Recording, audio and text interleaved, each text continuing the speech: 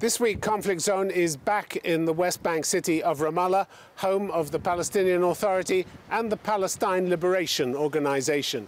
My guest is Hanan Ashrawi, a member of the PLO Executive Committee who has campaigned tirelessly for decades against Israeli occupation. So how are the Palestinians facing up to the new Trump era, and is the so-called two-state solution already dead and buried?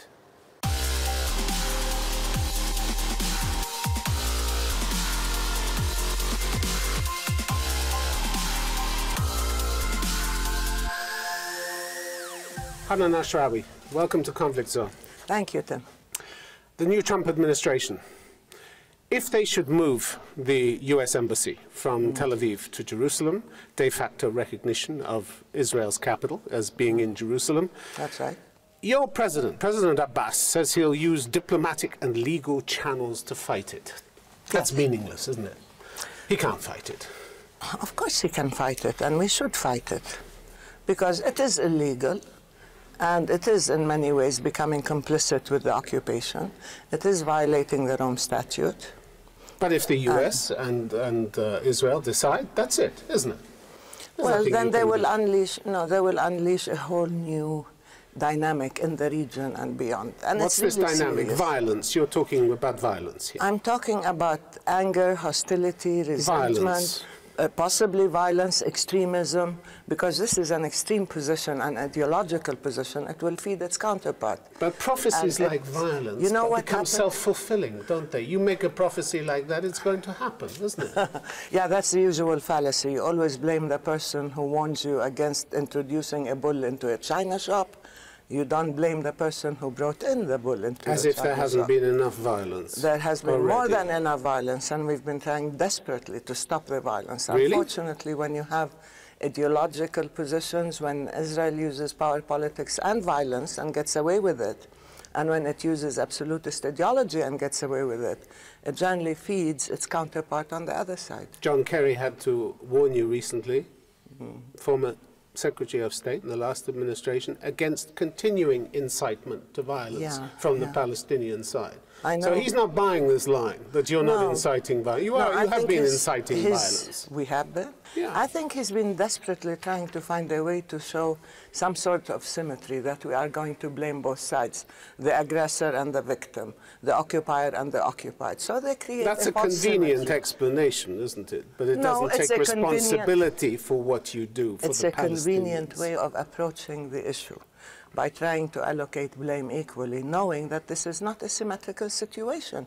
You cannot blame people under occupation all the time for whether incitement or violence, when you know that there is systematic violence being exercised against them. And you can't give them a free pass either, can you, Hanan Ashrawi? You can't give them a free pass either. The quartet in July spoke about your incitement. It said some members of Fatah have publicly supported attacks and their perpetrators, as well as encouraged violent confrontation. A senior Fatah official referred to perpetrators as heroes and a crown on the head of every Palestinian. They are seen, well, of course, Fatah or individuals and so on, but they are seen by the people as resistance. And you cannot somehow adopt the language of either the international community or the occupier by describing anybody who resists as a terrorist. This whole labeling thing, this whole stereotypical situation is not only unfair and unjust, but it also distorts reality, and it prevents you from dealing with it justly. We're not talking about semantics. We're talking about you encouraging violence. These are statements that encourage people to go out and you want to hold the leadership responsible for the statement of every single Palestinian? Then you should do the same for the Israelis. There are individuals... We're talking to the Israelis about what they do. We're talking to you about what the Palestinians do. Yeah, but it's both. I mean, it works both ways. Well, you are blaming the victim for reacting to violence. Let the Palestinians answer for what they do. The Israelis will have to answer for what they do.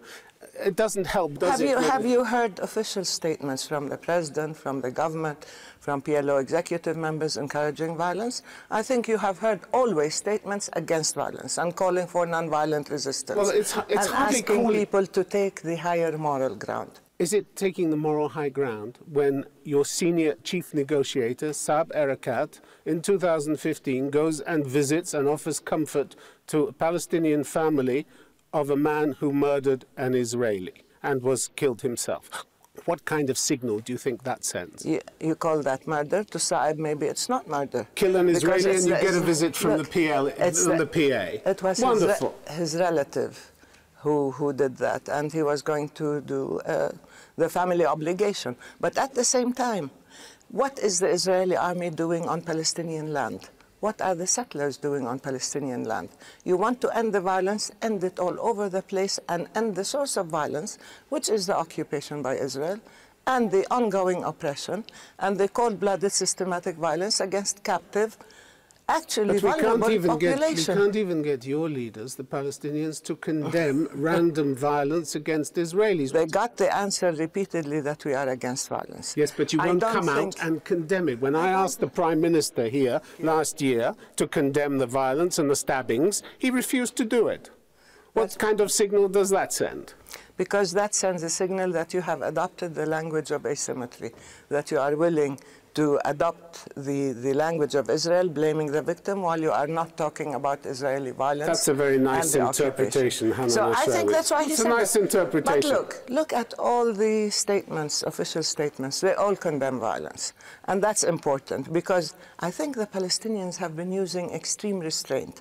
So when any individual somehow loses it as a result of demolishing his house or her house, killing his or her mother or sister or brother, expelling them from their city or whatever, when they react and when they lash out, then it's very easy to label all the Palestinians and blame them. Isn't the truth of this, Hanan Ashrawi, isn't the truth of this that you're too weak even to stop violence? You can't even stop violence between your own factions, can you? Can you stop violence or criminality in any place? Oh, come on. Can you? It's at a different level. No. It's at a different level. What did we have last October? We had a staunch critic of Mr. Abbas, Fadi al-Salamin. He had 60 bullets fired at his house because of his criticism by unknown gunmen. Quite a price to pay for criticism these days. Then you blame what, the president? Whom? Listen, I blame the factions that you cannot control, Hanan Ashrawi. Why are you... You can't control violence among your own factions. How do you do that? Can you control violence and criminality in Germany, in Britain, you start in France, trying. It's on a completely different level, isn't it? I tell you something. They tried to the point where they are being criticized by their own people. I don't want to see a police state here. I don't want you to expect an oppressed people under occupation to behave not only like angels, but to lie down and die quietly or turn the other cheek and then blame them if they don't. You use uniform standards. Do you blame the government if there is an individual who carries out an act of violence in any country? No. You look at the laws. This is not any country, and the levels of violence are ahead of any other country. Because we are subject to tremendous provocation. We are subject to a situation of injustice. And you use that to absolve you of all responsibility for improving and reforming and doing what's necessary in your own society. Let us you be free. Use the Israeli excuse, don't Not you? at all. We don't relish the idea of victimhood, and we will not use our victimhood as an excuse to do unto others what was done unto us. All right, okay. This is the situation. Now, we are trying to maintain a system of rule of law, a system of respect for rights and freedoms, freedom of expression including, and at the same time we are under occupation. We are in a situation of tremendous injustice and provocation. Well, we'll come on to your, respect for freedom of expression in a minute, but I want to take you... Let me finish, because you want us in many ways to absolve the occupation of its role and to treat the Palestinians as though they are responsible for everything that happens to them. And I think these two are fallacies. And you want to absolve them of all responsibility. Let's just talk for a moment about the recent Security Council resolution, bitterly critical of Israeli settlements in the West Bank. That's right. America refused to block the resolution, which called the settlements a flagrant violation of international law. You wanted this. You lobbied for it. It was a big deal for you. You got it. And yet you've no follow-up offer. You don't do anything to follow up on this. Abbas's response was, the minute the Israeli government agrees to cease all settlement activities and agrees to implement the signed agreements on the basis of mutual reciprocity, then we're ready to resume talks. But That's not going to happen. What do you want? And you knew it wasn't going to happen. No, you got the best diplomatic boost in a long time. This is a wonderful from the resolution, yes. From the outgoing Obama administration. But from you, the same tired old response. 2334 is a resolution that... The same tired old response from you. It completes all sorts of UN resolutions condemning settlements, condemning settlement expansion, condemning Israel's illegal annexation of Jerusalem. We have scores of these resolutions. Israel has not implemented or honored a single one. So now, okay, we have 2334. We want to build on it. We want to move ahead. So we are urging Israel, the international community, to honor it and to honor their commitments. Israel says that when it did freeze settlement building, you didn't come to the table either. They froze it for 10 months. You know better. I don't know better. That's what they say. When they said they froze settlements, what did they do? They excluded the major settlement blocks. They excluded East Jerusalem and its environment. They also excluded all the contracts that they had given out. But compared to what they're doing now, since Trump came into power, that was a freeze. And you didn't take advantage of it. No, that wasn't a freeze. That's a wrong conclusion, I'm sorry. Compared to what they're doing now, this is an added escalation. But if you look at the numbers, Israel had built much more during the so-called freeze than it did before, because it gave itself a free hand to build in these blocks, to build in Jerusalem, and to continue contracts. And it used this semantically.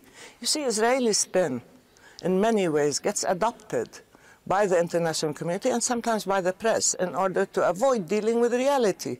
Deal with reality, not with Israel's version. And I come back to the point. And I come back to the point that you keep blaming all your problems on Israel as a way of avoiding looking after those problems yourself. Don't you think that's a generalization?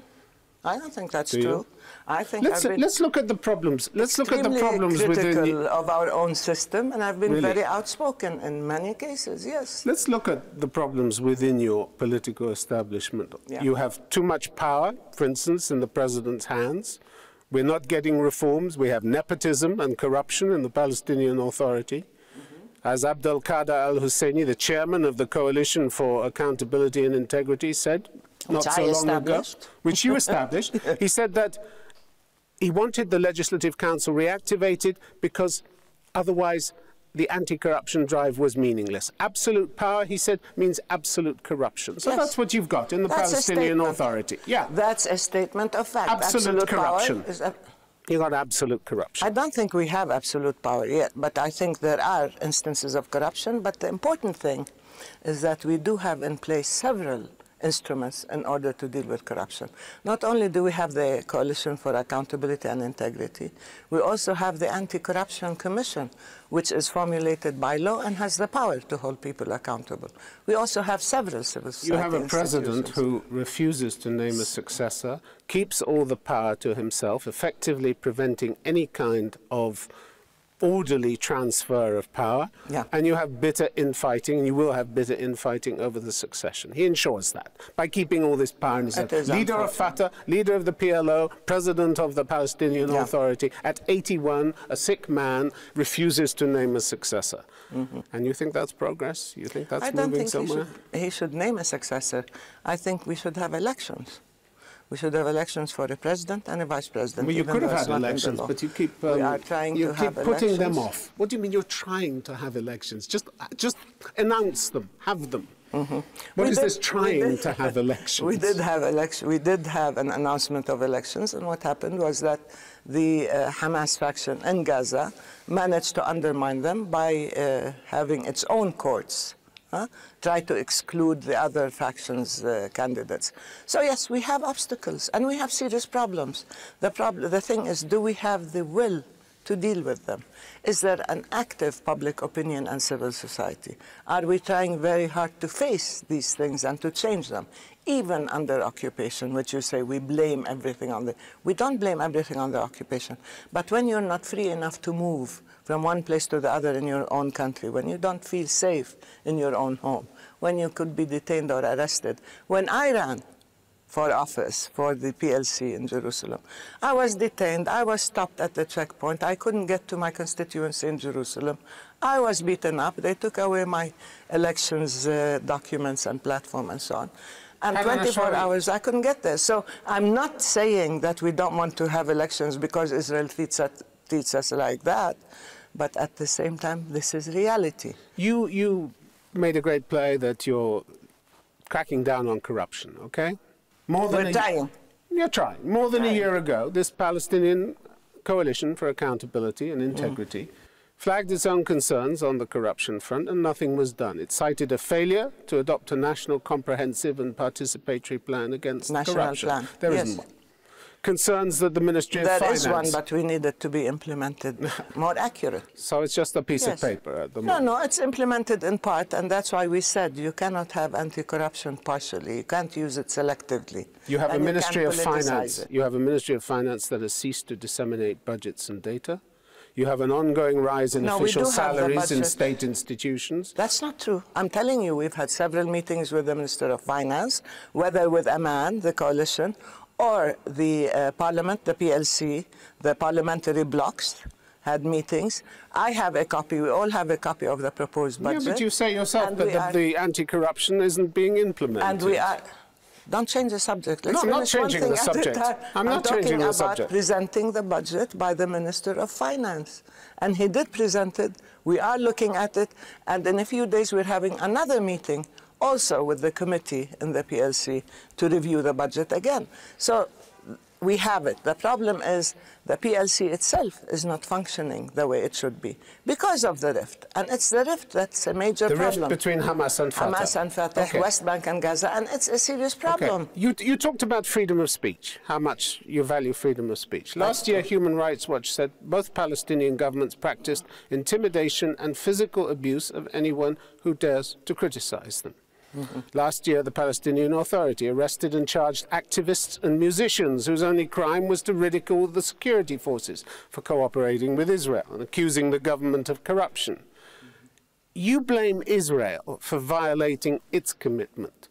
Your government violates its commitments on human rights and other things like corruption, its promises. It violates them continually. The International Covenant on Civil and Political Rights, you don't respect that. You don't respect the Convention Against Torture. And the Palestinian Basic Law on freedom of speech, you don't respect that either. Our laws all are against any kind of violation of fundamental rights and freedom. But we get the violations nonetheless. And against torture and so on. We get them nonetheless. Yes, there are violations, but they're not as pervasive as you try to present them. Well, I'm presenting what the human rights organizations, including your own human rights organizations, are telling. This is across the board. We've had several instances. We are addressing them. There are even cases where the Independent Commission on Human Rights has even taken the government to court. So we are trying, using the court system, using the laws, using civil society, to counter them. And but torture, according to the Palestinian Center for Human Rights, torture continues to be systematically practiced in prisons and detention facilities in the West Bank and Gaza Strip. Give me statistics. You're what do you mean systematic? You don't read their reports? We're not. No, of course, I read their reports. But the Palestinian Center for Human Rights, as though it is comprehensive. And it reported no evidence that any serious measures had been taken to put an end to this practice. There are cases of torture. We're addressing them. Yes. And we are not condoning them, and I don't think the government should condone them, and I don't think the security forces should exercise that. I have issued statements against capital punishments and against torture. How can you keep on all these years representing a political establishment with such a lousy human rights record? How long? I've been fighting all my life against human rights violations. Yeah, but apparently not very successfully in your own milieu, your own land here. Look at it comprehensively. Yes, we have been trying. We have prevented further violations. We have had laws in place. We have had institutions. I think it's very easy to sort of generalize and blame everything. But at the same time, I think when I reach the point of feeling that it's absolutely hopeless and that we're going down that path, then of course I wouldn't be here. And I'm representing the Palestinian people. But I've been asking these questions about corruption, about brutality, about repression, about crackdowns on journalists for the 25 years that I've been coming here. And every time I'm told you're addressing it. But it doesn't get done, does it? In many ways, it does. We don't have a perfect system, and there are violations, and we're not justifying them. But you're trying to provoke so that we will be seen as people who are covering up. We are not. We are not. And those who do it have to be held to account. But these territories have become a byword for repression and corruption. Yeah, perceptions are different from reality. Well, yes. As long as your own sentence May I say for human something? rights. Yeah. We have our own public opinion polls. And we know through our own studies that the Palestinian people and public do not condone any kind of corruption, do not condone any kind of cruelty. And we also know that the perceptions are much higher than the reality in terms of what's happening. I know this is what Amnesty International does and what we do. We measure perceptions. But we also look at reality, and we look at instances, and we measure also improvements, and we measure cases we have prevented from going beyond So this. you know how unpopular your president is. You know that his approval rating is around 35%. I do know, yes. Yeah. Yes, I do know. And the feeling that this is a legitimate government, which of course doesn't hold elections, but holds private polls inside Fatah itself. We need to have elections, definitely. It's the only way to revitalize, re-legitimize our whole political system. And I do not condone the president or the government or anybody holding back elections, whether it is Hamas or whether it is Fatah. We need to have elections. We need to give our people the chance to judge their own leadership and to change. And if you don't have elections, why should the international community keep pumping money into this place? I think we need the international community to help us have elections as well. But you don't reform. They do it in the expectation. You've got more than 135 countries that have now recognized the Palestinians. Yeah, 138 have recognized Palestine. In the hope that one day you might pass some meaningful reforms and stop all this abuse of human rights. In the hope that one day the occupation will end and we will be a sovereign state in control of all our institutions, all our land, all our resources. That's what people have invested in.